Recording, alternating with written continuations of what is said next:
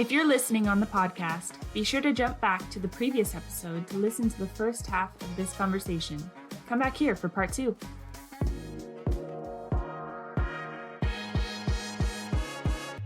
Welcome to the Building Doctor Show with Jens Johansson.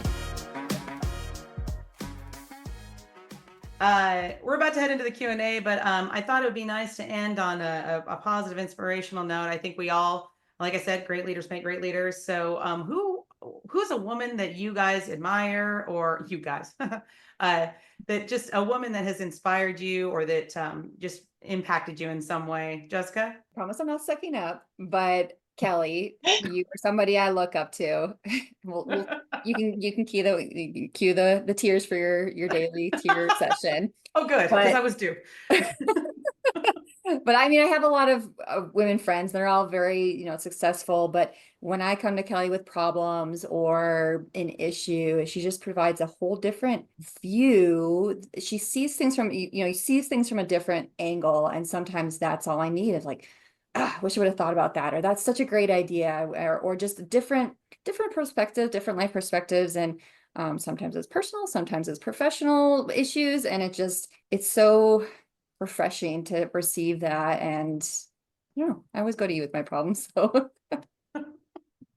I'm not wearing waterproof mascara today, so we're going to move along. And Andrew, who's a woman that you admire? When I knew that this question was coming, first person came to my mind was my mom, and that's intelligence. Her dad was also a business owner, so she kind of taught me to think like a business person. She actually wasn't allowed to be part of the business because she was a woman, but she is definitely a business mind, and everything that she's done is with integrity and intelligence, and that's what I grew up with. And so I didn't, that's what was expected, and that's where I went. So I wouldn't be who I am without her. So you guys are killing me. How about you, Sam? I think, my mom was the mushy side of life. And so I got like the empathy and whatnot from her. But in my career, my current boss, actually, Kelly Smith, she's been in the industry for I won't say how many years, but long time. She has always been someone I can go to for no matter what. And she's great at having that outside perspective. And, sometimes people go a little emotional when they're in situations, and she's good at, resetting that and pointing things out. And she's also been a great leader for me of, how she'll ask, what can I do for you? How can I support you or help you grow? Or, and so it's just having her around has been truly incredible for my career and helped me be who I am. So I love it. I thought a lot about this question too. And, obviously my mom was a huge influence in my life. And she always used to like to tell me that she raised me to be a warrior and not a princess, which is Kelly means warrior in Gaelic.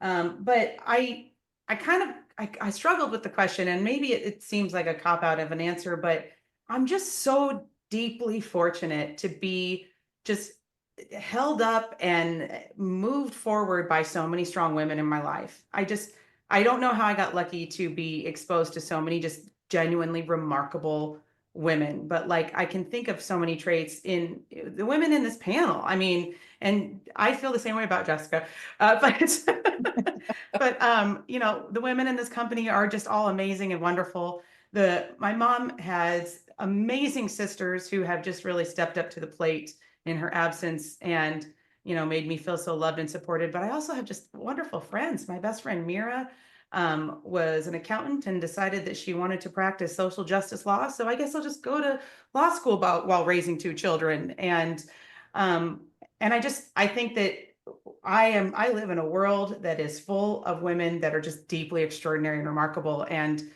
if I am extraordinary and remarkable, it's only because of that. And I love that I work for a company that felt that this was important, because I think acknowledging women in every aspect, in every industry is so important. Women that serve on boards, that work or that are, you know, in their retired time where they shouldn't be having to do all this work, and they're serving on boards, our managers, contractors. There's just so many strong, amazing women that step up to the plate for the good of the order. And we get to see that in so many different aspects. And I'm so grateful for that. It's also not something that I would have like expected, you know?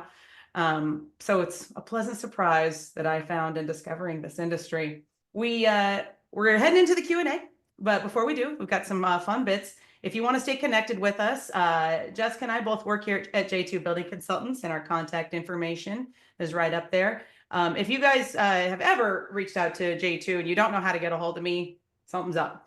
So you can call and ask for us, email us. If you have a question that may not be related to client success or design or any aspect, we'll connect you with who needs to be. So you're welcome to reach out to us anytime. And Sam, what's you like a LinkedIn connection? Yeah, LinkedIn's good, or my email. Mm-hmm. You have good LinkedIn posts. I enjoy your LinkedIn posts. Oh gosh, I feel like I'm not on there enough. Don't we all? You know, the world of communication is overwhelming. Andrea, you are an extremely busy woman. I have a little bit more time this year. I spent 6 years on the Washington State Community Association board, and just an amazing group of people. But yeah, I'm refocusing back on the business again, so my time is back a little bit. Love it. You have some really cool events that you're taking part in and presenting at. We'll talk about, but we're going to get to the Q&A. We've got a few pre-loaded questions that folks had. We talked a lot about this, so I don't think that we need to get too deep into it. But what's the most meaningful part of your job? Does anybody have anything they specifically want to share on that? Getting to help people and solve anybody who's contacted me has a problem. I'm a problem solver. That is what I do for a living. So it's a way of getting to help people. And I didn't have the stomach to go into the medical field. And so it's nice to be able to still feel good about what I do day in and day out. So yeah. Absolutely. Anybody else? Because I've got one. Samantha's was the for me- same. So for me, a lot of my stuff is actually for our employees. So I struggle, but I love when we can create more benefits. We've added extra holidays over the last few years, or PTO. And then, well, meaningful and fun is year-end bonuses. So to be able to thank people for all the work that they've done. So Absolutely. I think it's the reciprocity, the culture of reciprocity for me. It's being empowered so that I may empower. It's being helped so that I may help, learning so that I may teach, and creating a stronger community. Boards, you know, they're not building experts, but neither am I. So being able to kind of reach people on meeting people where they are, because it's the same place that I am. I'm just so appreciative of those opportunities, because sometimes I've been in situations where I feel stupid asking this question, but you know, what's a soffit? I don't know. And it's nice to be able to just kind of like absorb some of that and just be like, hey, guess what? I didn't know either, but I found out and here's what it is. And so I think just those opportunities are just so valuable for all of us.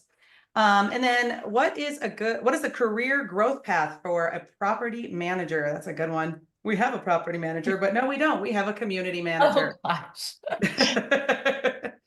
I mean, I think it's going to be different for each person. There's some people who become managers in the industry and they're okay just doing that for their entire career, and that's great. And then there's, people like me who want to be a part of the leadership teams and, business development and, client satisfaction, and how to make our processes better and have efficiency and things. So, me personally, that's what I'm doing over here anyway. But I know a lot of people that have just loved being a manager. So I love it. We have a question in the Q&A for the chat. What changes or initiatives do you think are still needed to create a more inclusive and supportive environment for women in building related industries? I love that one. What do you guys think? Andrew, you got one on this? Yeah, I'll jump in. I mean, I've done a lot of connections both through AGC of Washington, which is Associated General Contractors, as well as WSCAI. But it's amazing how much is getting out there for both, girls, boys, men, women, at a younger age. And I think that is tremendous. My daughter went through a carpentry program at her high school. It was partially funded by a Rotary group. And it's just amazing where people are really kind of reaching out and trying to get those trades into and in front of people, because honestly, with AI and everything else that's happening, especially on the repair side of the trades, that can't be replaced. That takes thinking and coming up with something on the spot, because it's not just following a plan, it's repairing something that was already there. And so it's a good sustainable industry program that can serve you both in your home and a fantastic trade. And so I think the earlier you can get exposed to it, the better. That a new program, I talked with somebody who just got through that, and she's, like I said, she's coming from the nonprofits and experiencing what that's like, those pre-apprenticeship programs that can kind of give you exposure to it. They're out there. There probably needs to be more and more advertising for it, but this Women's Month, Women in Construction Month, we definitely get it out there in March. I think also, you have to be proactive yourself, when you're looking for a job or you want to make a job change, you're interviewing, LinkedIn is great. Reach out to employees in that company. What do you like? What do you not like? The job ad says this. Is this really what I'm going to be doing? What else are they going to ask me to do that I may not be on the job listing? Readers are leaders. Get out there, do it, be proactive, and advocate for yourself. For Absolutely. your worth. Yes. And find a place that also sees your worth. I think, again, we can only get ourselves so far. Nobody is an island. I think that it's an ugly truth, and I don't think it happens as much in our industry, perhaps. I hope. But I have been in employment situations before where I was made to feel that I needed to shrink. I needed to be less and, shrink myself and be more fragile and be more quiet, and in order to succeed or even just to exist. And I think that when we let women or all people be their true authentic selves, and we not just tolerate that, but we value it and we find where the assets in it lie, we are all the best versions of ourselves, and we can all love and trust and accept each other as a team on a level that we couldn't otherwise. Bringing together people of great differences is how we find success. Like, if you had 10 of the same person, 10 me's is too much. 2 me's is too much. I don't want to hang out with me. I'm a lot. I'd never get a word in edgewise. But I think that, being able to, like I said, meet people where they are, see what they need, hear people when they speak, and see the value in them, so that when we advocate for ourselves, we are meeting somebody that sees why we're doing it or what we're bringing to the table when we do. And I'm very lucky that I work someplace that absolutely does that. Yeah, I think the other part of that, though, Kelly, you're talking about, let's say you are interested in the trades and you have a bad experience, right? Look for who the company, like who's in the company. Do you see yourself in the company, whether you're female or any other variety of person? It's like, do you see yourself there? Because, just because you have a bad experience somewhere doesn't mean that industry isn't for you. Finding the right company that has the same values, that is willing to hear you, and do you see others that are either similar or have enough diversity in personality or whatever that will accept you. And so don't be discouraged, I think, is the other part of it as well. Oh, absolutely. I'll say it louder for the people in the back, because this industry, we need strong women leaders. Boards need strong women leaders. Condo communities need strong women leaders.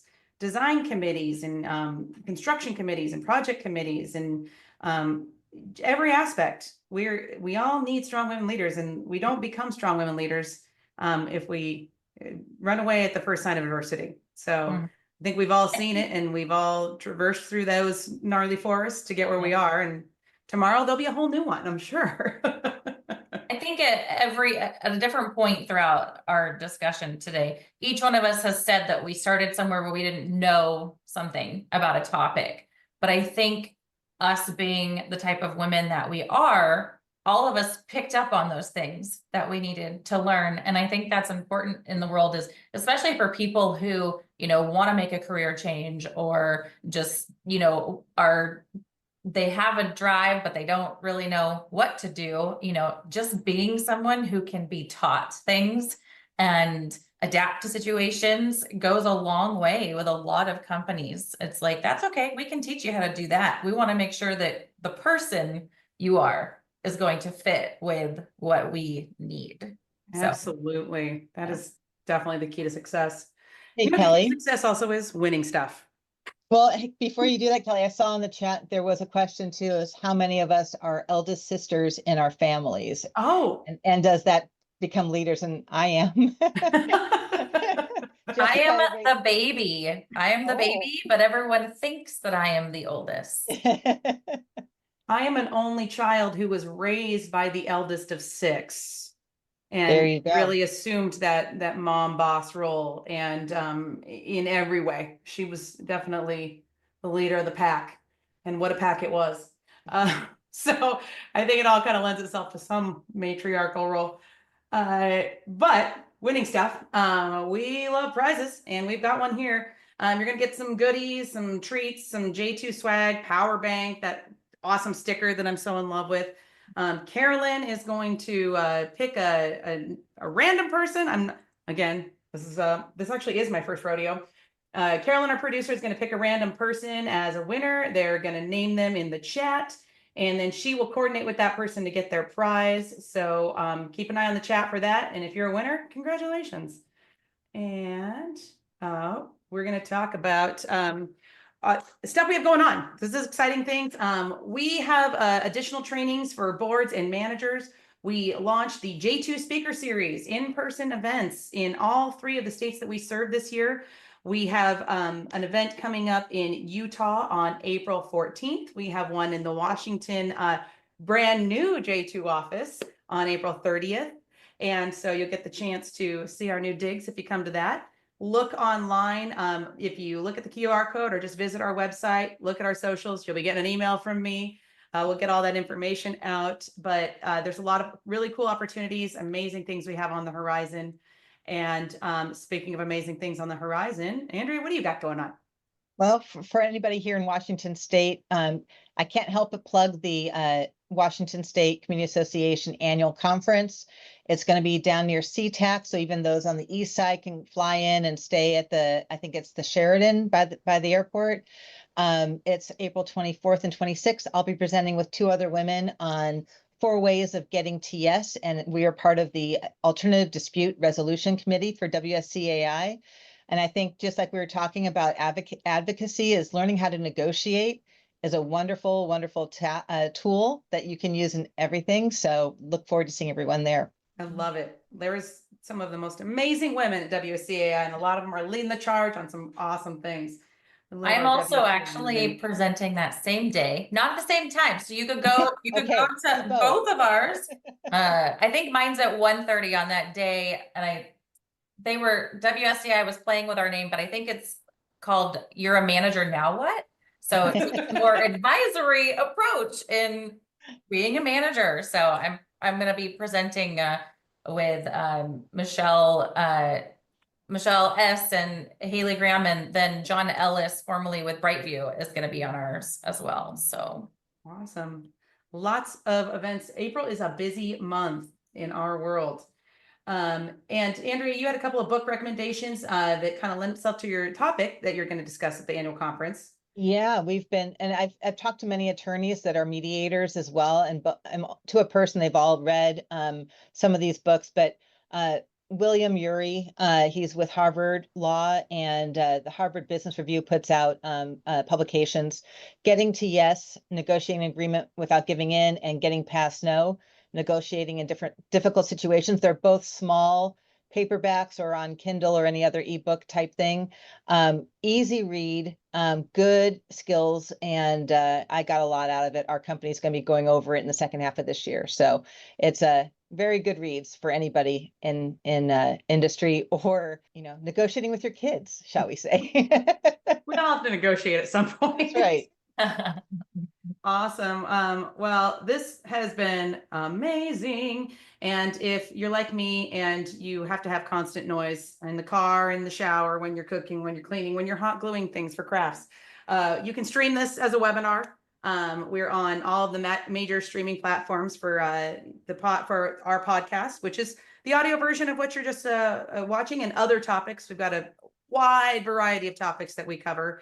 And if you're like me and you have an auto scroll on your podcast, it's not at all terrifying when you're just moving along and all of a sudden your boss's voice is in your ear when you're roller skating or something. Not at all. But yeah, so check out the podcast. And finally, that's going to bring us to a close. This has been a really unique and fun experience. I'm sure we'll do something like it again. Maybe in person, who knows? But otherwise, we should just all get together in person too. If you have building questions, if you want to ask any of us any other questions, you have questions about getting in touch with any of the ladies here, or you just want to talk to the man in charge around here, he's a wealth of information. You can schedule a free 15-minute consult call at learn.j2consultants.com/consultant on call, or you can just give me a call and I'll connect you. That's going to do it. Ladies, this was really fun. I was really nervous and I was really freaked out about that technical thing at the beginning, but you put me at ease. And do you guys have any parting words or anything you'd like to share? Thanks for asking us to be a part of the panel today. It's an honor and it's been fun. Absolutely. And reach out via email or anything. Anybody has questions. Absolutely. All right. Well, thanks, ladies, so much. Have a good day. Bye. This podcast is part of J2's free live webinar, The Building Doctor Show. To attend the live show and ask your questions during the Q&A, visit www.j2consultants.com.